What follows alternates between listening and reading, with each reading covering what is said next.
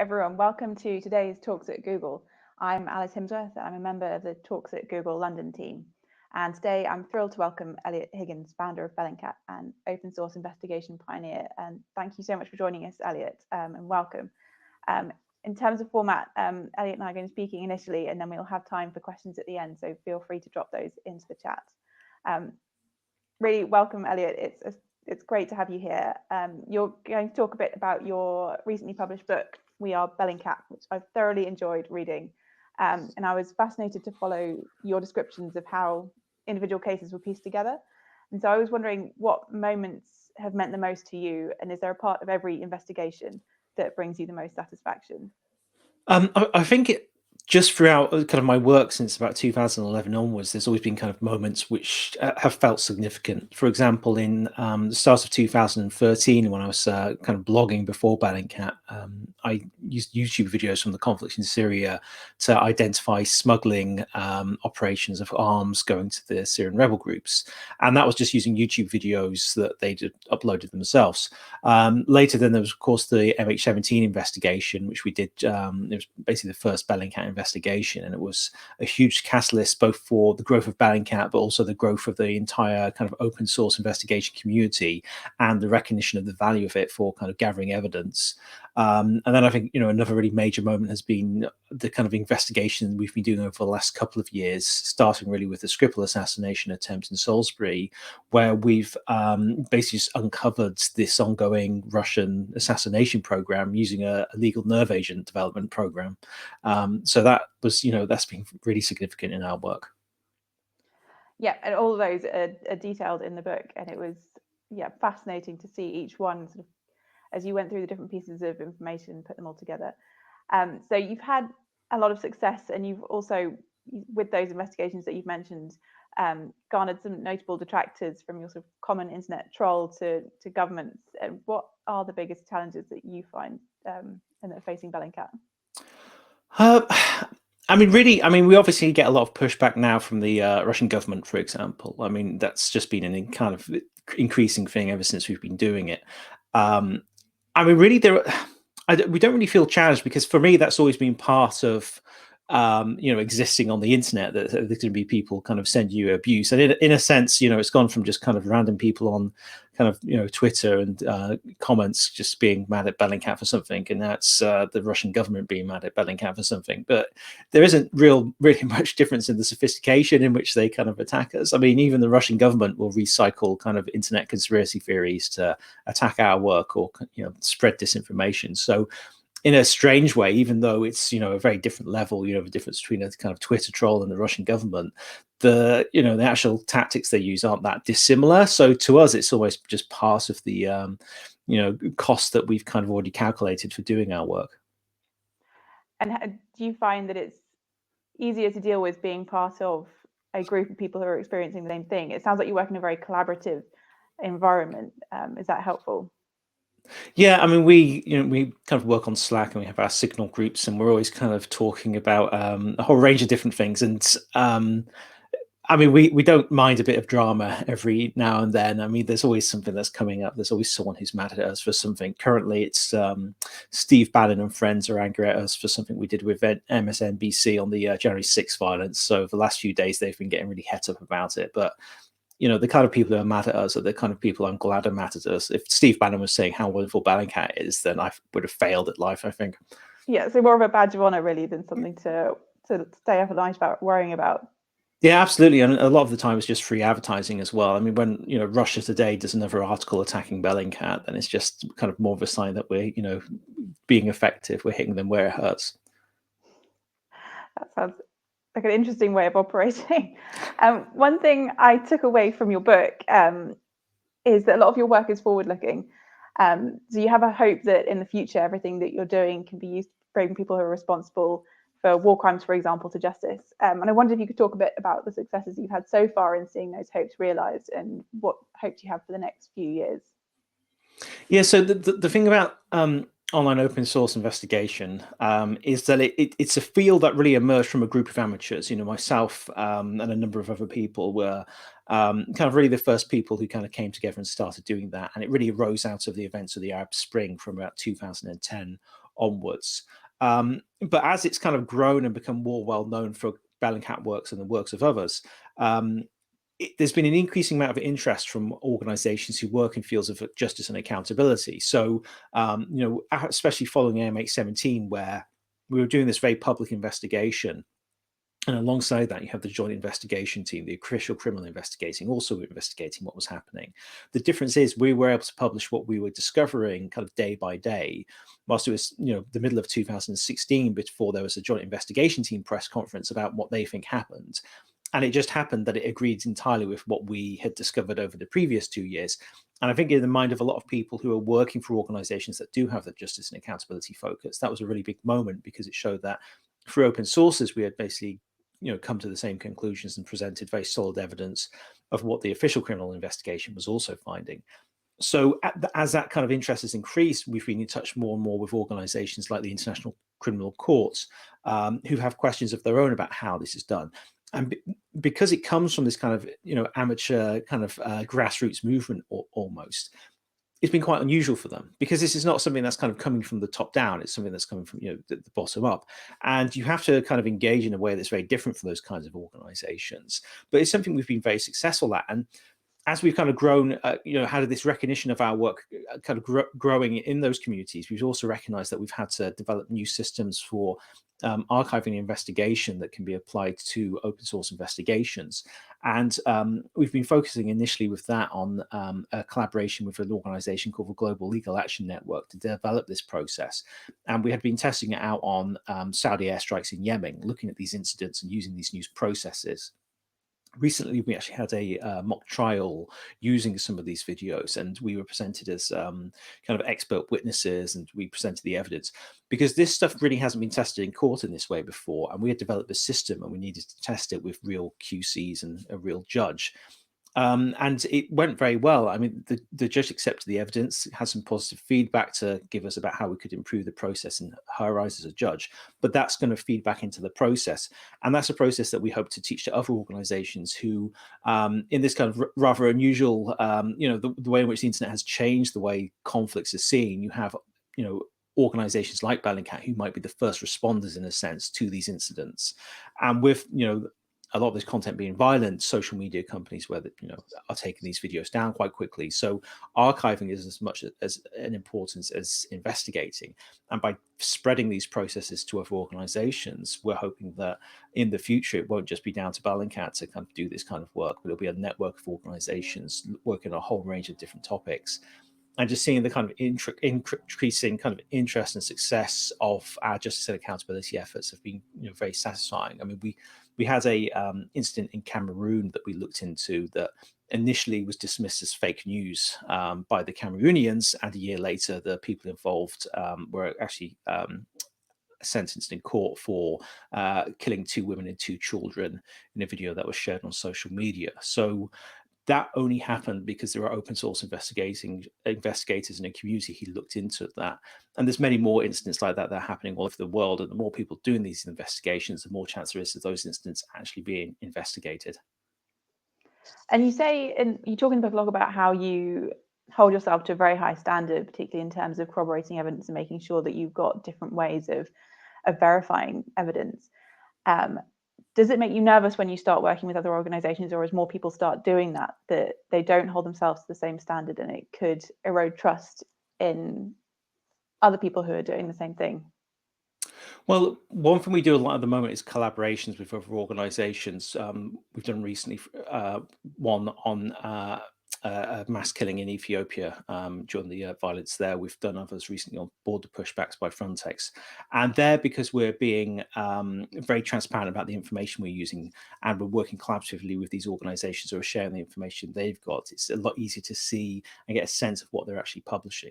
And we also kind of coordinate that if something's going to be published by one member of the community team, that everyone else has a look first, just to make sure there's no mistakes or errors or anything that might creep in, because obviously these are complicated investigations and things can creep in. But by being open and transparent with each other within that, and also transparent about the source of the evidence and what that evidence means, it can prevent that to a certain extent. But it's always something that needs to be kind of monitored, and we always have to be aware of that kind of thing as we're doing our work.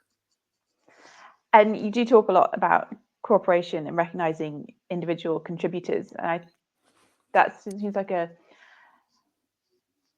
a nice element of the book that comes across is the relationships that you're building with people that you work with. And I wondered how sort of fundamental those principles of cooperation and recognizing individual contributions were to Bellingcat, and how much you think that's contributed to its success. I mean, I think because I came from that kind of amateur background where I basically just had a blog and people started reading it and talking to me, and this kind of community grew for nothing. Yeah, we really recognize the value of having a community and making sure that community gets recognition from the work that it's doing, and that often runs counter to how traditional organizations in various fields operate, especially the media where a lot of our work is published. So sometimes we do have to, when we're having these collaborative partnerships, battle a bit to get recognition for people who might not otherwise be recognized, because the people are dedicating their free time to looking into very serious incidents, and they deserve the credit for doing that.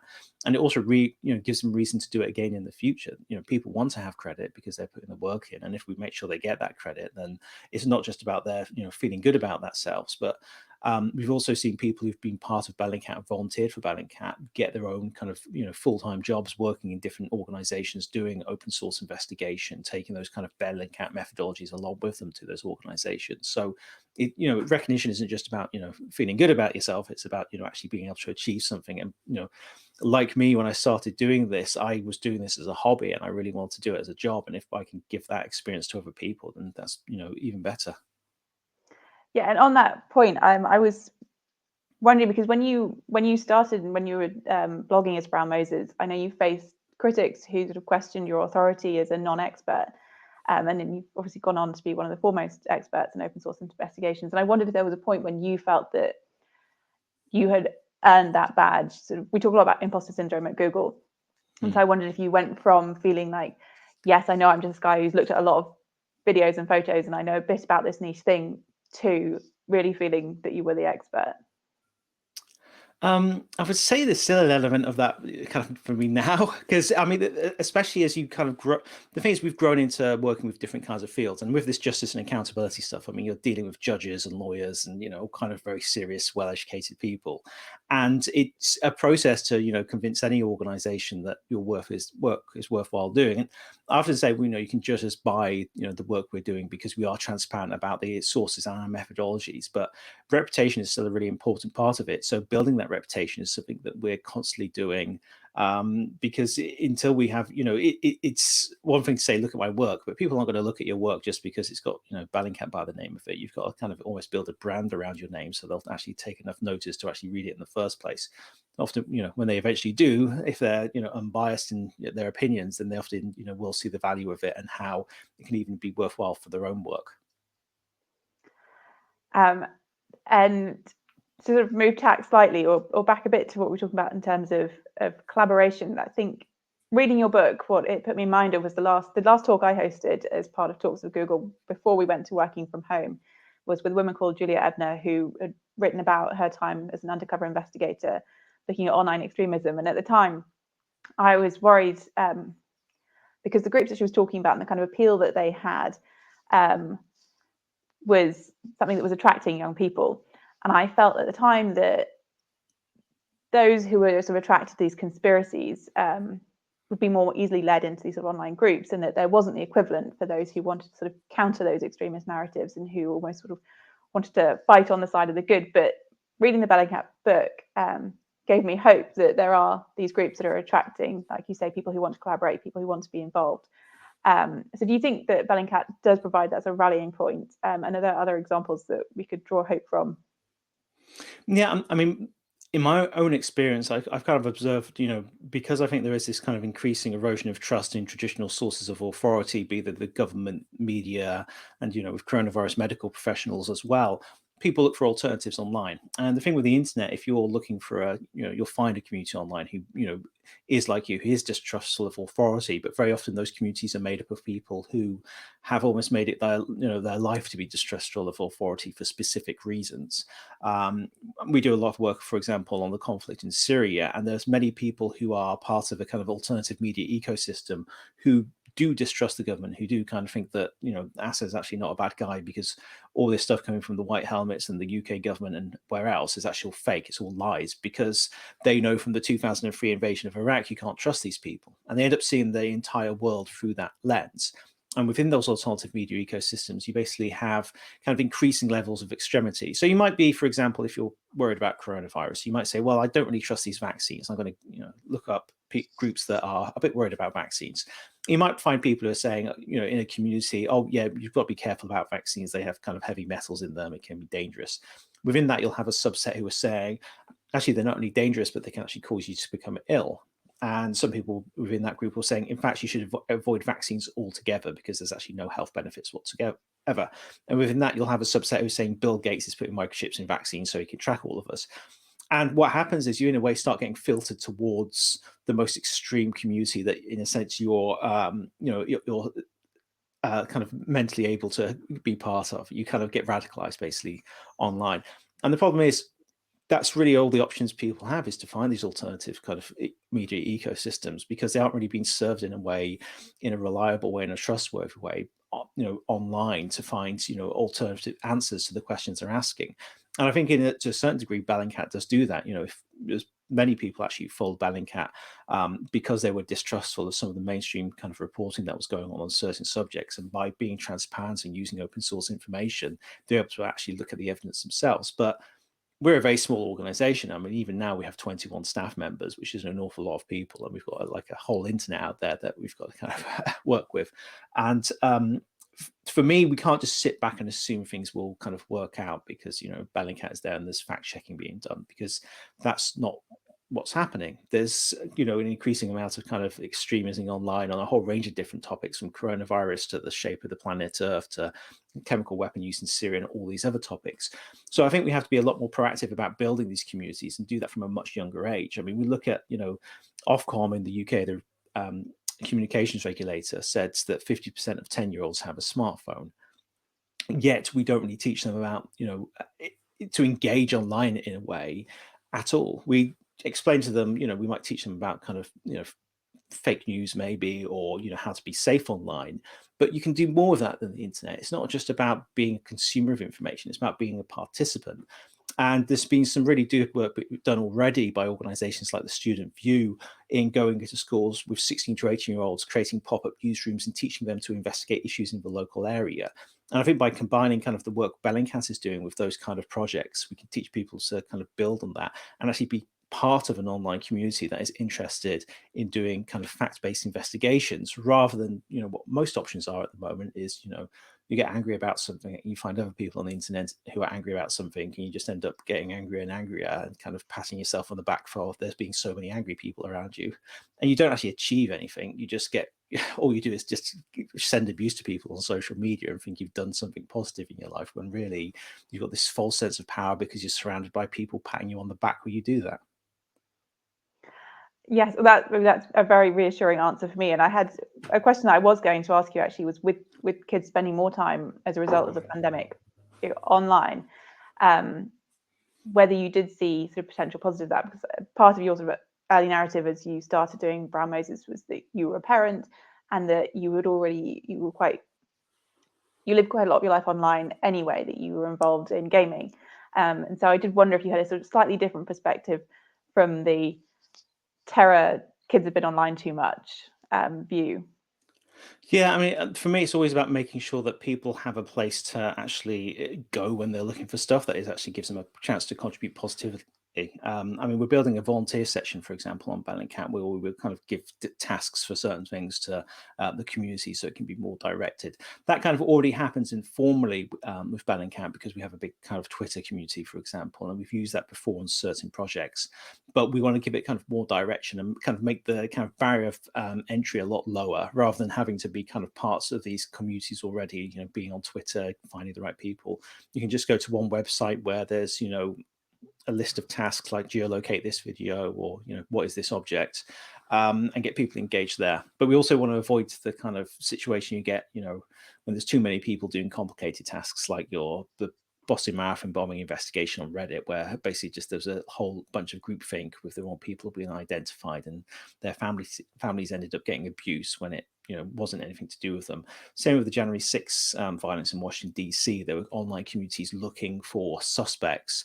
They did correctly identify quite a few people, but they also wrongly identified quite a few people as well who ended up being harassed. And because there was that kind of complicated task being done by a lot of people, that's where that kind of thing creeps in. So we'll be asking a lot of people to do stuff that's comparatively quite straightforward and can also be kind of quite easily reviewed and checked by our own team before we kind of feed it into our own data sets that we're building using this kind of collaborative work. You've already had success with that, haven't you, with identifying sort of objects and images over the last couple of years? Yeah, so we've been helping Europol to kind of amplify a project that they've been doing called Trace an Object, Stop Child Abuse, where a couple of years ago they started asking members of the public to identify objects that were basically cut out of abuse imagery. And there were things like T-shirts or a bottle or, items. Sometimes it was a background so you could figure out the location. But they had quite a small following online, so we used Bellingcat to amplify that and kind of organize around it a bit. And that led to a lot of success. I mean, that led to children being rescued, suspects being arrested. And now that same project has been expanded in other parts of the world. I believe just in the recent weeks, the Australian police have actually started their own projects in a very similar vein. And again, we're kind of amplifying that and trying to get that to as many people as possible, because it's a very simple task. What is this object? And many people can actually give the answer, but you need a lot of eyes on it to find, those people who can give the answer. Yeah, that's fascinating. Yeah, if you know an obscure biscuit that's produced only in one part of the world, you could make a difference. You mentioned the Capitol riots, and I saw that you just had a joint investigation published or broadcast. I think it was with MSNBC. Yeah, Richard Engel. Yeah. And you mentioned sort of lots of different people trying to sort of crowd in and figure out who was there. And I was wondering, when you looked at the images, you saw almost every other person had a smartphone in the air, filming what was going on. I assume that created a sort of deluge of information, and I wondered how you deal with just all the noise when there's such a massive information. Yeah, so the process we used there is we started asking people to submit any videos or links or photographs they had to a Google form that we created, and that fed into a Google spreadsheet. From that, we could start deduplicating any kind of links that were in there and going through them one by one, seeing what was useful, where we had copies of other videos we had elsewhere or clips from other videos we had elsewhere. And that we ended up, I think, with about a list of 1,000 videos there, including several hundred videos from Parler that were scraped when Parler was shut down following the riots. And we basically went through every single video and put them into order. First, we kind of separated them out by location. So I personally was looking through the videos from the inaugural entrance, which was a few hundred videos. You then start figuring out where they are in the timeline of events. And first, fortunately with Parler, you had timestamps, so you use that as almost like a kind of spine to work from. But then you had all these other random videos that were happening on YouTube and other sites. So you start watching those videos and you look for visual clues, where people are. For example, at the inaugural entrance, you had these scaffoldings that they'd built bleachers on. And over time, more and more people were climbing onto those scaffolding. So you could actually use that to figure out approximately when a video was filmed. Then you just kind of place it into within, if you're lucky, a 10 or 20-minute segment, compare that to the dates you've got on the Parler videos, and then start figuring out exactly where they fall in the segments. And then you start putting them in different kind of categories. Like I had categories for when there were police munition use against the crowd, or members of the crowd being angry with the police. And then that could all be broken down further. So I ended up then with a few hundred videos in sequential order, broken down by category, which was then shared with MSNBC's team, who worked through that and kind of used that to kind of edit together and understand exactly how the events on the ground unfolded. And that was hugely useful because it actually allowed us to have a much better understanding of how the day actually evolved. Because when you watch that footage and hear the reporting, it's like the crowd turned up, started attacking the police, and it wasn't really actually quite like that. It kind of happened in stages, and you could tell that, for example, the crowd started off kind of being quite pro-police and say, join us, we're on your side. And then when the police started getting really worried with the huge crowds coming from the Trump speech bit later, they started freaking out and using crowd control munitions because they just didn't have enough police there to hold back everyone. then the people in the crowd started getting really angry with the police, and that's when you started seeing an escalation in the violence. And as more people arrived from the Trump speech, that's when they started pushing through the different kind of layers of police lines, and eventually until they reached the inaugural entrance and the inside of the building. But by watching just one or two clips here or there, you don't get that progression. So it was very useful for us and also for MSNBC to see all of that in the correct context, because it actually gave us a much better understanding of how the day was unfolding and why it unfolded like it did. And did you get a sense of any sort of splits between the participants, as in some people just sort of shocked to be inside, wanted to have a look around, versus those who sort of had more nefarious intentions? Yeah, I mean, there were different kinds of subgroups and people with motivations in the crowds. I mean, you had the different kinds of groups. You had people like the Proud Boys and the Oath Keepers, far right groups. You had the kind of QAnon conspiracy theorists. You had some people who were kind of radicalized Republicans, I guess you could call them. They weren't kind of really strongly QAnon or far right, but they were kind of sympathetic to those kind of ideas. They weren't against those ideas. But even within that group, you could tell there were people who were there for they were prepared to be there, and other people who got caught up in the moment as well. And people who were in a way almost saw it in a kind of like a festival where, everyone had come together and now they found themselves in the middle of the Capitol building. And they weren't really involved directly with any kind of violence or destruction. They were just kind of going along with the ride. But by watching these videos, you can actually see those kind of different groups emerging and why they're emerging at different times. Sometimes people were watching the police kind of fire kind of tear gas grenades at kind of head level into the crowd, and the people around that and seeing that were getting really angry about doing it. And then you would later see those people being more involved with some of the violence that took place. That's fascinating, and hopefully that will be available in the UK and more widely in Europe at some point. I wondered if the coronavirus had impacted you. You're obviously already spread across the globe. I'm assuming mostly working from home, but there will be different issues coming up. There's more people doing things online. There's more information online. How is it impacting you? I mean, the first kind of big worry we had is we do a lot of in-person workshops, and obviously they kind of all went out the window. But fortunately, we could offer those online, and everyone was stuck indoors, so it wasn't that much of an issue in the end. And at our working, we're sat at laptops doing our work, and we can do that at home, or we can do it in our office in the Netherlands, or wherever we are.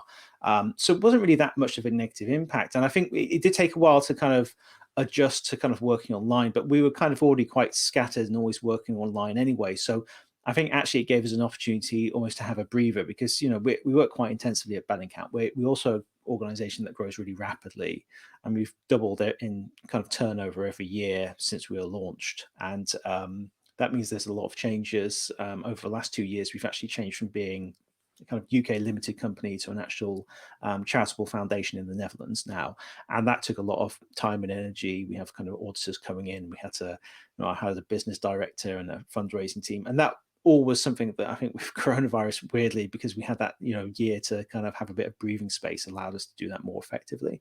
So it hasn't really affected us negatively. And people are still doing still doing stuff and filming it and putting it on the internet, which is what we need to do our work. So it really didn't impact us that much, really. And how do you find the growth of Bellingcat in terms of your individual work? How do you make time to still do the pieces of investigation that interest you and make sure that you've still got that kind of grasp on the real skills for the job? Yeah, it's changed a lot. I mean, really, for the last 3 years or so, I've been more focused on kind of managing the organization and kind of managing the growth of it. I'm actually moving into a more creative role now. We're actually creating a production company at the moment, and that is going to be producing documentaries and other films and other things based off the work that Bellingcat's been doing. We're already on the verge of signing our first kind of production deal to do a series. And we're hoping that'll take open source investigation and our investigations to a much broader audience. And I'm going to be focusing on the 3 key kind of development areas for Bellingcat, which is our justice and accountability work, kind of tech development with things like the volunteers platform, and kind of educational development, both just our kind of training workshops, but also looking how we educate different kinds of organizations how to do open source investigations, from all the way from the ICC to kind of schools and those kind of things. So those are kind of the 3 core areas I'll be focused on outside our production work. that was a fascinating development, and I'm just astonished by how much you get involved in and where you're taking it from such sort of small beginnings. I think we've got a lot of questions in the chat, so I might move to those. I think these are going to go up on screen. Here we go. Sure. Luke Maris asks, are you concerned about retaliation given you don't have the resources of a traditional intelligence agency? Yeah, I mean, really, we've been upsetting Russia now since about 2014 onwards with the MH17 investigation. And I mean, that kind of really started off in 2015 when we had linked Russia to the downing of MH17 because the missile launch it used came from Russia. We had an increasing amount of critical kind of articles coming from first of all, the Russian media. Then we had the kind of Russian state kind of, people like the foreign ministry spokesperson kind of attacking our work, calling us amateurs and complaining that people were listening to us. With the Skripal work, that kind of started to escalate even more. We were then accused, for example, by the Russian ambassador to the UK of being part of the British deep establishment and being paid for by the intelligence services. So there's kind of been that kind of growing misinformation. Most recently, they've tried to say that we're sympathetic with terrorists, and there's actually an article in Russian state's kind of biggest media organization saying that I probably didn't even exist and that my wife and children didn't exist, which I'm sure must get me out of tax or something. So that it's kind of been an escalation. Alongside that, we've had kind of continual cyber attacks. We were targeted in the same kind of campaign that targeted people, including the Clinton campaign back in 2016. They got the Podesta emails. We were then later targeted up by a very targeted campaign against Proton mail users, targeted from what we can know about 30 Russian kind of focused researchers, including some of our team members and partners. There's, of course, also physical threats. I've been in contact, contacted by the British counter-terrorism police about my safety and security, and other members of the team as well have been contacted by the police about that, because obviously when you're exposing Russian assassinations, the Russian assassins aren't very pleased with you, so there's an assumption that we have to be a bit more careful about our security. So now when I'm traveling, which hasn't obviously been an issue for a year, like if I go to a hotel, I just won't eat the food in the hotel. Like I won't get room service or anything like that. I'll go and get a sandwich from the local supermarket rather than kind of risk any possible exposure, because we, having worked on things like the Navalny case, we do know people get poisoned in their hotel rooms, so we've got to be kind of extra careful about that kind of thing. Yeah, I guess you had to think twice about where you're traveling to. Yeah, I mean, my holiday plans to Russia and Syria are definitely off the table for quite some time. For another question, Matt is asking, Bellingcat has leveraged the strengths of open source investigations to great success. Are there any areas of investigation or journalism that you think are not conducive to the open source approach? I mean, for me, it's always more about the scale of how much open source information that you can use, if it's kind of 1% or 100%. And that's why we do a lot of collaboration with organizations that are using more kind of traditional model, be they journalists or NGOs or other kinds of organizations. Because, if we're working with an NGO on something like an airstrike in Yemen, there's value of them, if they've got contacts on the ground, of going to the ground and interviewing witnesses. And that's not something that's separate from the open source investigation. We can then combine, the witness statements with the open source material we've discovered, and then look for any discrepancies or possible, new avenues of investigation because of that. So, it's pretty flexible. I mean, we've worked in a whole range of areas, from financial corruption, environmental issues, conservation issues, kind of war crimes of all kind of sorts and shapes and sizes. Even recently, I've been helping an organisation called Lost Dogs in the UK find stolen dogs, and we've been doing that by some of these thefts have been caught on camera where they've got the cars that have stolen them, but they've got blurry license plates. One of my colleagues, Timmy Allen, developed a process for deciphering number plates that we had actually been using for looking for murderers in Ukraine and Russia. And we used that same process to actually find the number plates of the dog nappers. And so far, we've managed to rescue 2 dogs from the people who stole them just using this process. And that's something we've been doing very recently. So yeah, it's very scalable and usable on a whole range of different topics. Thank you. That's very interesting. Next question. Emma says, do you think that AI will help with your work going forwards? Yeah, I think so. I mean, it's really with open source investigation, you're trying to use as broad a range of tools as possible. You've got a toolbox, you have a problem, and you start, trying to figure out, what tools and what process you can use to solve that problem. I mean, there's been some work being done already. For example, the Syrian archive is run by an organization called Monomic, and they've collected, I think now 3 million videos and photographs from the conflict in Syria. So using kind of machine learning and AI to kind of do object recognition in those videos is very important. They've been working with another organization to basically print 3D models of cluster munitions and then scanning them and using that to teach a system to look through the videos for these cluster munitions in various states of damage. And they can do that with any kind of objects.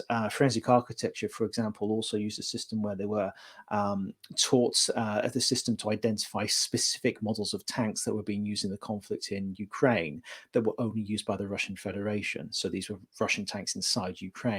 And they had a massive collection of videos, and they used that to search through all the videos and find likely video, moments where these tanks were visible, and allowed even more of these things to be identified. There's a whole range of different things you could do with this. And, it is basically a massive amount of data. We're currently looking at part of our Russian investigators have been using Russian investigations have been using literally hundreds of leaked Russian databases of things like car registrations, house registrations, flight details, and using that to identify Russian spies. Because often when they create their fake identities, they use the same pattern of behavior. For example, they'll have the same date of birth and first name and place of birth on their fake identities. And now we know that's actually the pattern they use. We're hoping that eventually we'll be able to use those data sets to automatically find kind of likely Russian spies based on the fact that they share these kind of characteristics with other records on these systems. But it's such a vast amount of data spread over multiple databases in different formats. It's really something we can do that manually. It's very time consuming, but it is just repeating the same kind of pattern of investigation. That's something that could be taught to an AI, we hope. And do you see, if you mentioned these patterns of behaviour, do you see any changes when you've talked about how you discovered things? I'm assuming that'd be quite satisfying to see the Russians change their practices in response to you saying we've figured out that you're doing things in this particular way. Yeah, I'd start by first of all saying that any clever people at Google who have ideas about how we could do stuff with that, would be interested in talking to them.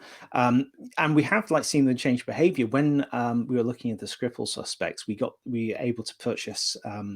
You basically have these. Basically a black market for data in Russia. Basically, the bureaucracy in Russia is so massively corrupt. Any information the government sells is for sale on the internet somewhere, and it's very common. People use it to get phone records of their spouses to find out if they're having affairs, and people fraud and all kinds of stuff like that. And we used it for investigative journalism. So one thing we discovered there is we got these passport registration documents which had the photographs of the two Skripal suspects on, and we discovered that these passport records were from a range of documents that or almost certainly other Russian spies. So we published about these first two because they were the priority. And then we went to look at some of these other registration documents. But when we got to them, they'd all been altered. They'd all have the photographs removed, seemingly in a response to what we had published. We published about that, saying it's obvious these people are spies because they've had their photographs removed.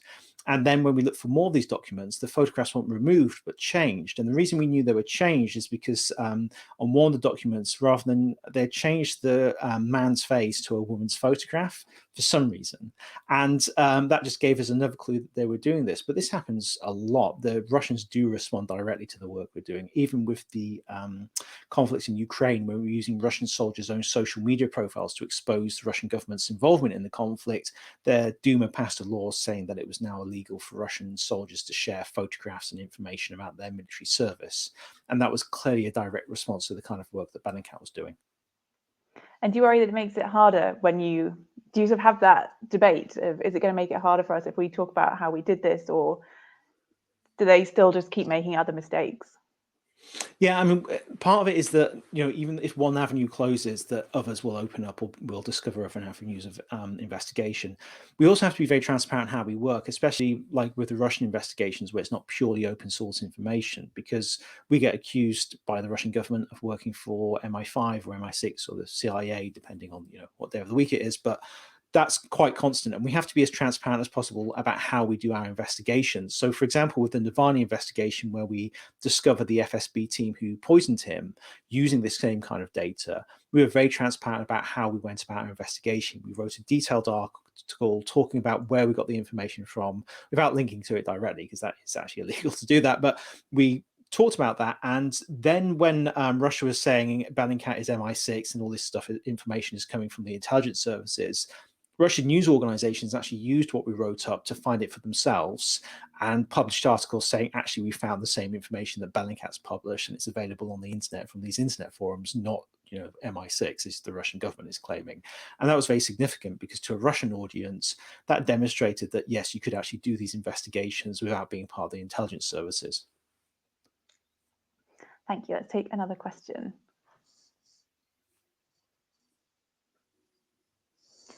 Kieran, love this point on educating children on misinformation. What would this training look like? How best could it be delivered? Or how best could we deliver this? I think for me, if your starting point is we're going to train people to counter misinformation or disinformation, then I think you're going to have a certain sense of failure at the end of it, because it's much more important to, I think, teach people how to be kind of consume and information in a kind of more useful way, and actually show them that you can only not just be a consumer of information, but you can find information and actually use it for your own investigations. For example, we've been speaking a lot to a group called the Student View, who have been setting up these pop-up newsrooms for 16 to 18-year-olds in deprived schools in the UK. And they've been helping those students, working with local journalists and journalists from the Financial Times, looking to local issues. For example, there's the video on their YouTube channel about students in Bradford who looked into police pursuits that were happening a lot, and they got freedom of information requests, which they didn't even know was a thing you could do. They were taught how to do that, got the information, and showed that there was a really high number of high-speed police chases in Bradford. And those children were empowered by that. They realized that rather than being kind of passive consumers, passive citizens even, they can actually participate in something that revealed information, it revealed truths, and it actually had an impact on their world, the world around them. And there were 16 to 18-year-olds. They weren't professional journalists, but I think by combining that sort of thing with the work that we do with open source information, which opens up a whole new range of sources and ways to investigate things, could again be very empowering. And I think that then you're teaching people to be much more better consumers of information, but also participants in how information is actually distributed and spread.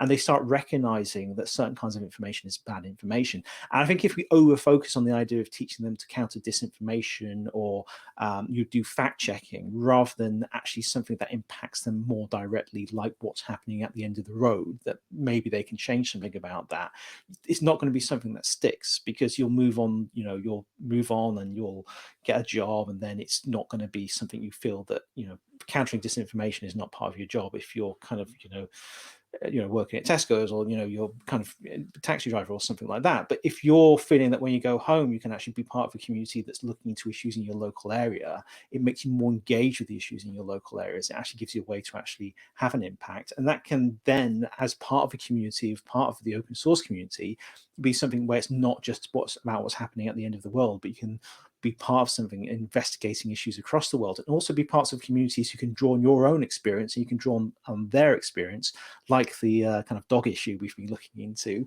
where you can actually learn from other people how to do something that can improve your own life. You can investigate stuff happening in your own life. And I think we have to kind of build and develop that, and we have to kind of be more proactive about that.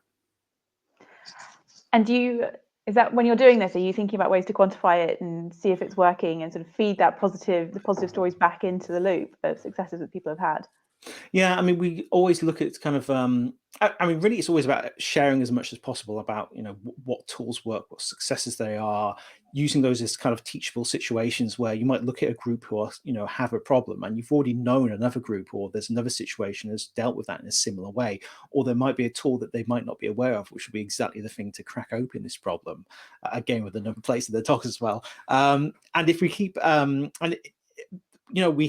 internet is really good at connecting people, and we aren't really taking advantage of that beyond kind of getting mad at each other on Facebook and Twitter over stuff. And I think we can do a lot better as a society than just screaming at each other on the internet and feeling that we're empowered because we're surrounded by other angry people. We need to find a way that actually we're proactively going out to people, teaching how to do this stuff, engaging them with these communities.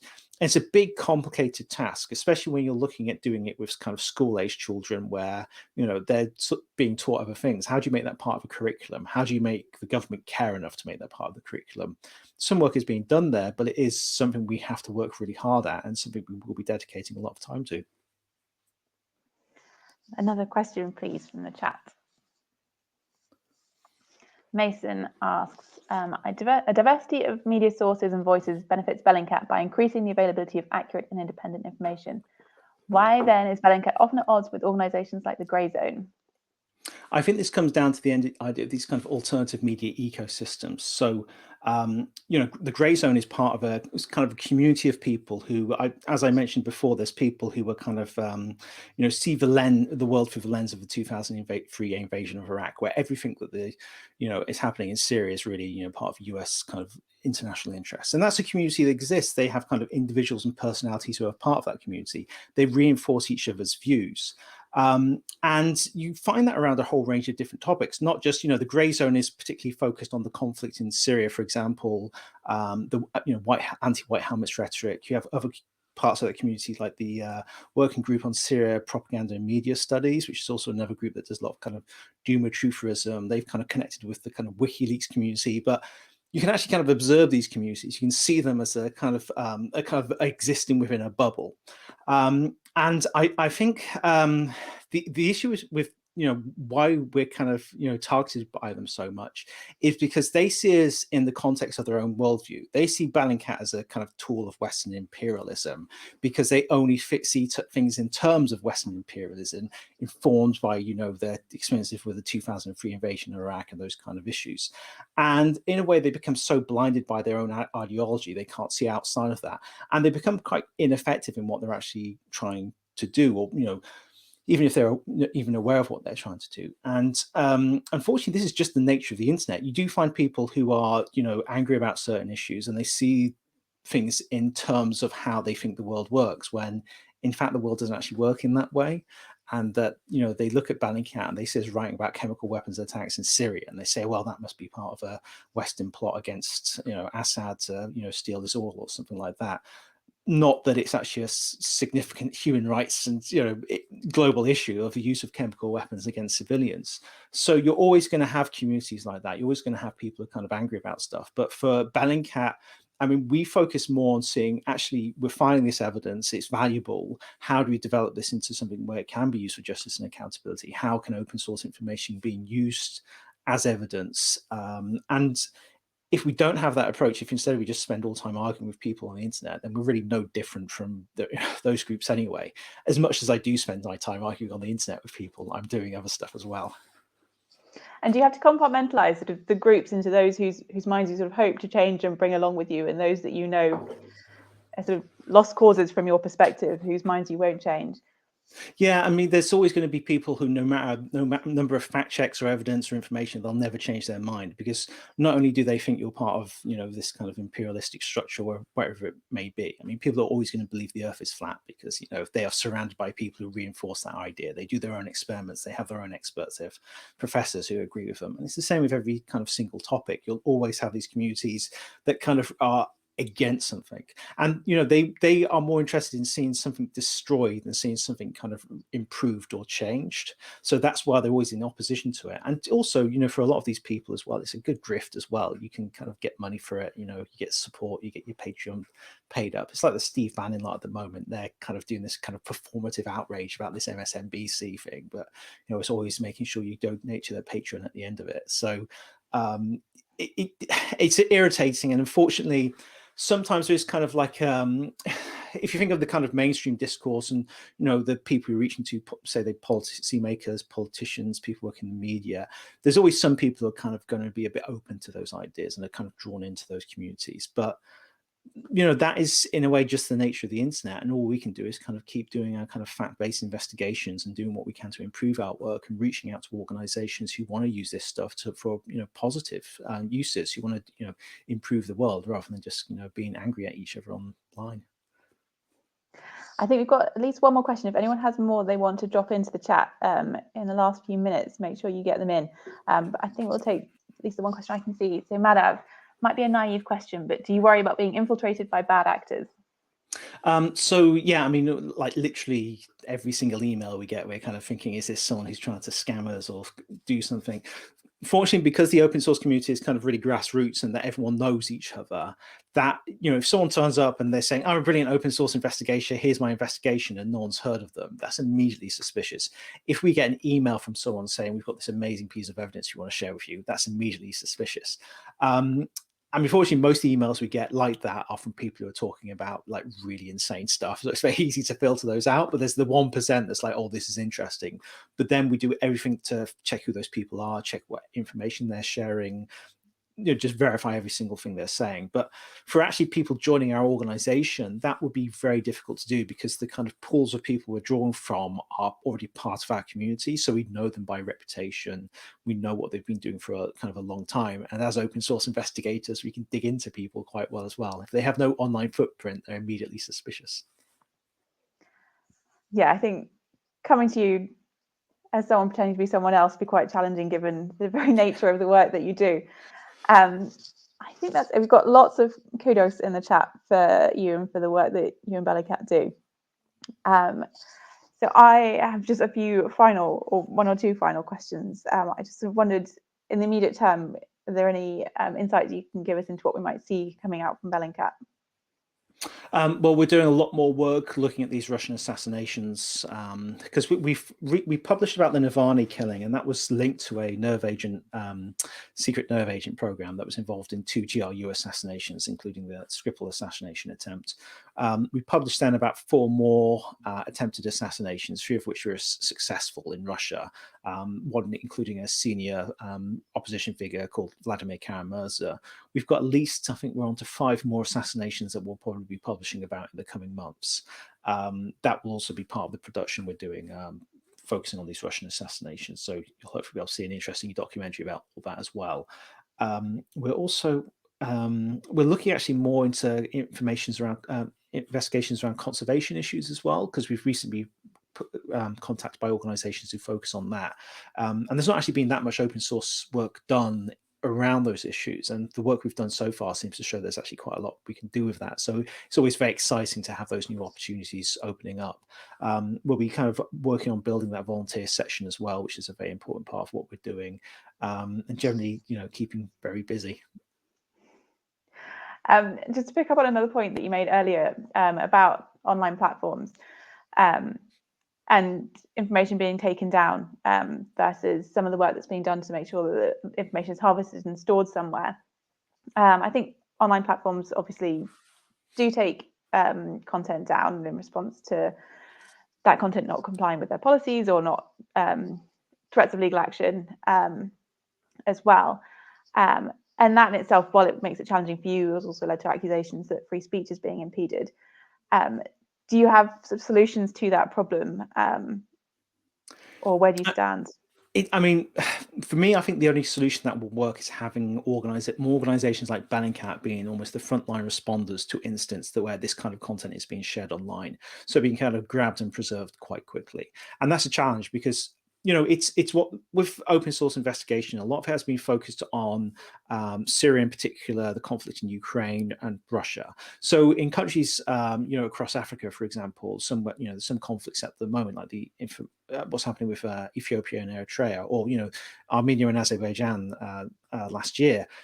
You don't have almost this kind of community that's able to start responding immediately. So when this horrible stuff is being shared and then taken down, it's gone.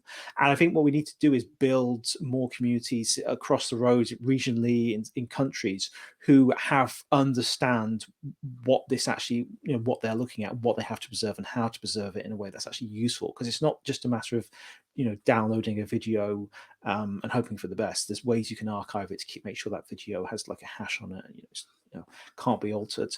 And I think you have to kind of build almost a global network of organizations who understand this, who end up being the kind of first responders when these events start happening. And if we don't have that, we're going to constantly be losing this information. I don't think there'll be a scenario where social media companies are going to go, oh, actually, ISIS videos are okay because the researchers need to look at them. That's never going to be happening. So we have to kind of have a response where, we train other organizations to gather this information and preserve it in the chance that it might be useful in the future to justice and accountability proceedings. And also, I think what open source investigation offers us is also a way to make that happen, kind of that justice and accountability efforts happen more rapidly. Because rather than having to send people, get together a team of people, send them off, spend weeks and weeks gathering information, interviewing people and evidence, the stuff's already there. The satellite imagery is available. The videos are available, they're on the internet, and you can already do something with that can raise awareness to issues. It's been very satisfying actually recently with the recent thing we did with the Ethiopian army massacring civilians in a video we analysed, seeing the international response to that in a very high level, because of what we published, and working collaboratively with kind of the BBC and other organisations, and seeing CNN and Amnesty also doing the same investigation separately. Because normally before kind of even the last few years, that video may have been seen, but it would have had no action taken on it because no one would have analysed it, no one would have shared it, and there wouldn't have been the community, both the open source community, but also the community of policymakers, government officials, NGOs who see that work being done and take it seriously. And it's really satisfying now to see that kind of very quick reaction to that sort of analysis and investigation happening at a kind of international level, because it will hopefully prevent more of this activity happening again in that conflict. And I'm hoping we can get to the point one day where there's so many organizations doing that the moment a horrific video like that appears online, it's preserved, investigated, and there's high quality work being done on it very rapidly that can hopefully prevent those kind of incidents happening again, bring the perpetrators to justice, and hopefully reduce the amount of kind of horrific acts happening in conflict. Thank you. I'm going to share that hope. It would be an extraordinary new world to be entering into. We've got one final question, which has just popped up on the chat. And I think this is a great question to ask, because you talked about so much work that you've been doing. And before it pops up on screen, I'll read it out. How do you choose what to investigate? There's a lot to pick from. Here we go.